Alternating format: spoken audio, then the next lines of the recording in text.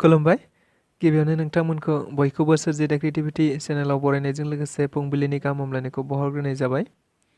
दिनैनि माखासे निउज आपडेटफोरखौ नोंथांमोननि सिगाङाव फोरमायथिना होनो आवगायनाय जालायबाय। नोंथांमोनहा भिडिअखौ नायनानै मोजां मोनोब्ला लाइक खालामगोन होनना आसा खालामबाय। लोगोसे इउटिउब चेनेलखौ दाबो साबस्क्राइब खालामाखैबा साबस्क्राइब खालामनानै लानो थाखाय गुरै खावलायनाय जाबाय। थ' बिदिब्ला जोङो भिडिअखौ जागायनोसै। गिबियावनो दङ मुसलमान आरो असमियाफोरनि गेजेराव मोनसे गावस्रालायनाय खालामनो नागिरदों। गाबोन समफोर जुदि बेखौ लानानै बबेबा जायगायाव माबा मोनसे दावराव दावसि जायोब्ला अब्ला बेनि दायनिगिरिया जागोन सरकार आरो डक्टर हिमन्त बिश्व शर्मा बिथाङा। नंगौ, बे बाथ्राखौ बुंदों धुबुरी लकसभा बियाबनि एमपि बदरुद्दिन आजमल बिथाङा। थारैनो बिथाङा बे बाथ्राखौ आसामनि गिबि मन्थ्रि डक्टर हिमन्त बिश्व शर्मा बिथांनि बुंनाय रावखौनो लानानै फिननाय होनाय रावै बुंनाय जादों। मिथिनाय बायदिब्ला बिथां गिबि मन्थ्रिया गुवाहाटीआव गासै बिथिङावनो मुसलमान सुबुंफ्रासो खामानि मावो। लोगोसे दायो मैगं थाइगंनि दाम बारा जादों बेखौथ' मुस्लिम सुबुंफ्रासो खालामो। मानोना मुस्लिम सुबुंफ्रा फालांगि खालामनायखायसो दाम बारा जादों। गामि ओनसोलावथ' मैगं थाइगंनि दामा खमैनो दङ। असमिया सुबुंफ्रा फालांगि खालामोब्लाथ' गावजों गाव एसेबां दाम लानाय नङामोन। बिसोर बेयाव फालांगि खालामनायखायसो मैगं थाइगंनि दामा बारा जादों होनना बुंनाय बाथ्राखौ लानानैनो बे बाथ्राखौ बुंदों बदरुद्दिन आजमल बिथाङा। नंगौ, बे बाथ्राखौ लानानैनो मैया बिथां एमपि बदरुद्दिन आजमल बिथाङा खौरांगिरिफोरनि गेजेरजोंनो फिननाय होनाय रावै बुंनाय जादों। भुटान हादरजों नांजाबनाय माखासे थावनिफोराव आसामनि मन्थ्रि पीयूष हाजरिका बिथाङा दैबानानि थासारिखौ नायदिंहैनाय जादों। जों बयबो मिथिगौ आथिखालाव गोबांथार थाद'नाय गैयै अखा हाबाय थानायनि जाहोनाव गोबांथार जायगाफोराव दैबानाजों लोमसाव जानानै आलाय सिलाय धोन दौलत गोमाजानो गोनां जादों सुबुंफोरा। गुबुन फारसेथिं भुटान हादराबो मोनसे स्लुइस बान्दोखौ हगारदों। जाय बान्दोनि दैया चिरां आरो बाक्सा जिल्लानि गोबां थावनिफोराव थोंजोङै गोहोम गोग्लैफैयो एबा खहा खालामफैयो।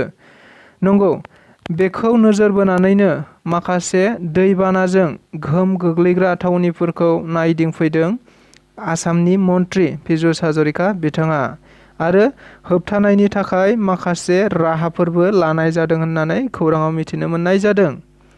मख'जाथावदि बे नायदिंनाय हाबाफारियाव बिटिआरनि गाहाय मावफुं सोद्रोमा प्रमद बर' बिथांखौबो बाहागो लाफानाय नुनो मोननाय जादों। जोबोद दुखुनांथाव जाथाय। मिथिनाय बायदिब्ला क'क्राझार जिल्लानि सिङाव थानाय सेकादानि गामिनि दिदार ब्रह्म एबा बि दैखु मुंनि सासे बारग' NDFBआ गोबाव सम बर' हारिनि थाखाय दावहा नांबोनानै दिनै जोबोद गाज्रि हालोदाव थांना थानायखौ जों बयबो समाजारि बिजोंनि गेजेरजों नुनो मोननाय जादों। नंगौ, मैया समाजारि बिजोङाव बिथां दिदार ब्रह्मनि मोनसे भिडिअ'आ जोबोद गोख्रैयै गोसारनायखौ नुनो मोननाय जादों। जेराव बिथाङा गोबाव समनिफ्रायनो माखासे बेराम जेरै टिबि, पेरालाइसिस, सुगार, किडनिनि जेंना आरो माखासे गासै देहायावनो आलौज्रो मोननाय बेफोरबायदि बेरामाव गोग्लैना थानायखौ गावनो फोरमायना लादों। बेनि अनगायैबो बिथाङा गोबां गावनि दाउ, अमा, बोरमा, मोसौ हाफोरखौ बन्दक होनानै देहाखौ फाहामनाय जादोंमोनब्लाबो नाथाय फाहामनो हायैयाव मैया मोनसे भिडिअ'नि गेजेरजों बिटिआरनि गाहाय मावफुं सोद्रोमा प्रमद बर' बिथांजों लोगोसे लेङाइ गाहाय मावफुं सोद्रोमा गबिन्द बसुमतारी, मावफुं सोद्रोमा रनजित बसुमतारी बिथांमोनखौ नायफैनानै बेरामखौ फाहामनो थाखाय अनसुंथाइ होनो थाखायबो आखाइ खबजबनानै खावलायहरनाय जादों होनना मिथिदों।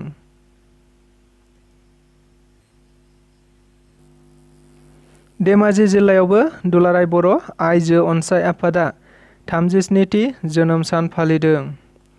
थांनाय 1986 मायथाइयावनो क'क्राझारनि देबोरगाव गोजौसिन फरायसालियाव दुलाराय बर' आइजो अनसाय आफादखौ दानाय जादोंमोन। गिबि आफादगिरि महरै प्रमिला रानी ब्रह्म बिथांखौनो दोननाय जादोंमोन। नंगौ, बै समनिफ्रायनो दुलाराय बर' अनसाय आफादाबो हौवाफोरजों समान समान दावगाफानो थांखिजोंनो बायदि हाबा मावबोबाय थानायबो जादोंमोन होनना मिथिनो मोननाय जादों आरो बै समनिफ्रायनो गावसोरनि जोनोम सानखौ फालिबोनाय बायदिनो मैयाबो दाब दाब जायगायाव जोनोम सानखौ फालिबोनाय बायदिनो धेमाजि जिल्ला दुलाराय बर' आइजो अनसाय आफादाबो सिमेन्ट-सापुरि सानजारि नोगोरनि एस.बि. बड' गोजौ फरायसालियाव गाजा गोमजायै बायदि हाबाफारिनि गेजेरजों फालिनाय जादों होनना मिथिनो मोननाय जादों। बिजेपि सरकार मुर्दाबाद, रनजित दास हाय हाय बायदि बायदि स्लगानजों मैया बिजनी जिल्ला आसुआ लामायाव ओंखारना होसिख्रावनायखौ नुनो मोन्दों। मिथिनो मोननाय बायदिब्ला बिथांमोनहा गुबैयै दायो आसामाव गासै मैगं-थाइगं आरो मुवा बेसादनि बेसेन बांनायखौ बिथा खालामनानैनो बे सोमावसारनायखौ लानाय जादों। नंगौ, थारैनो दायो आसामाव गासै मुवा बेसादनि बेसेनानो दाम बारायनायखौ नुनो मोन्दों आरो बेखौ रायजोनि गोरिब गुन्द्रा सुबुंफ्रासो सैनांबाय थादों। मख'जाथावदि बेखौ नोजोर बोनानैनो मैया बिजनी जिल्ला आसुआ दाम बारायनायखौ लानानै सरकारनि हेंथायै राजालामायाव होसिख्रावनायखौ नुनो मोननाय जादों। लोगोसे बिथांमोनहा मुवा जगायथाय मन्त्रि रनजित दास बिथांखौ जेबो गियान गैयै मन्त्रि बुंनायजों लोगोसे बिथाङा थाबैनो बिबाननिफ्राय ओंखारनांगौ होनना बुंबावो आरो बेसेना जुदि खमायाब्ला बेनिख्रुइ बांसिन गोख्रोंसिनै सोमावसारनाय जाबावगोन होनना बिथांमोनहा आसाम सरकारखौ हुमखि होनाय रावै खौरांगिरिफोरनि सिगाङाव बुंबावदों। थारैनो दिनैबो सुबुंनि गोरबोआव सुबुंथिया थांनानै दङ। नंगौ, सासे गोरिब नखरनि गुन गोनां फरायसुलिखौ एम.ए. थाखोसिम फरायहोनायनि बिबानखौ बानस'ना लादों बिजनी फरायसालिमानि गोरायुं डक्टर बिरहाजगिरि बसुमतारी बिथाङा।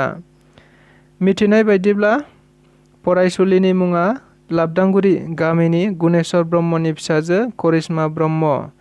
फरायसुलिया मेट्रिकआव 86 जौखोन्दो, ओइचएसआव 70 जौखोन्दो मोननो हादोंमोन आरो दायो डिग्री फरायनो रां गैयैयाव जिंगा थानायखौ खौरांखौ मोननानै गोरायुं डक्टर बिरहाजगिरि बसुमतारी बिथाङा डिग्रीआव मुं थिसननो थाखाय 4,000 रांखौ गथायग्रोनाय जायो।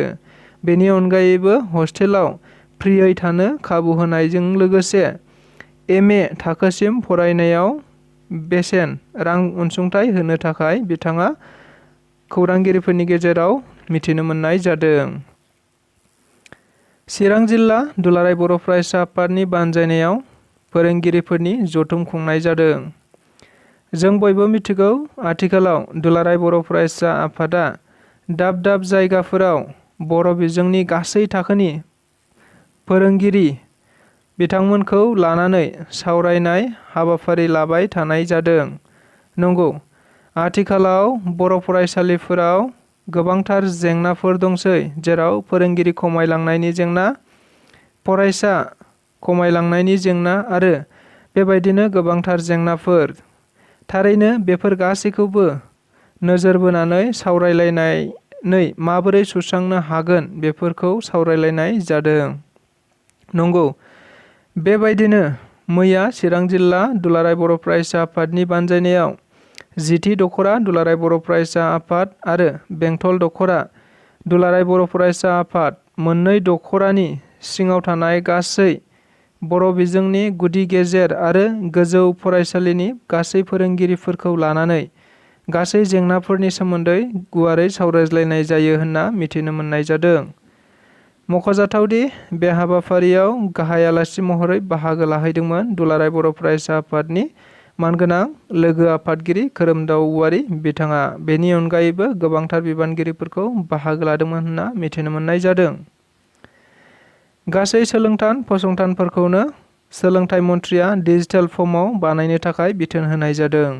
नंगौ, मिथिनाय बायदिब्ला मैया गुवाहाटीनि शंकरदेव कलाक्षेत्रनि मोनसे अडिटोरियाम नब्लाङाव खुंनाय मोनसे मेलाव आसामनि सोलोंथाइ मन्त्रि डक्टर रमेश पेगु बिथाङा गासै सोलोंथाइ फसंथानफोरखौनो गावबागाव ससियेल मिडिया एकाउन्ट जेरै फेसबुक आरो टुइटार एकाउन्ट बानायना लानो बिथोन होनाय जादों।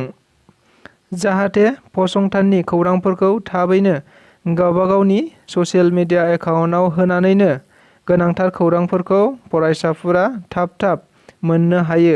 बेनि थाखायनो ससियेल मिडिया एकाउन्टखौ बानायना लानो थाखाय बिथोन होनाय जादों। बेजों लोगोसे दिनैनि रादाबा बेखिनियानो। नोंथांमोना नायनानै जुदि मोजां मोनदोंब्ला लाइक खालामगोन, शेयार खालामगोन होनना आसा खालामबाय आरो सानफ्रामबोनि बेबायदि गोनांथार खौरांफोरखौ मोनबाय थानो लुबैदोंब्ला आरो इउटुब चेनेलाव नोंथाङा गोदान फैदोंब्ला जाहाथे चेनेलखौ साबस्क्राइब खालामनानै लागोन बेखौनो गुरै खावलायनाय जाबाय। स' गोजोन्थों।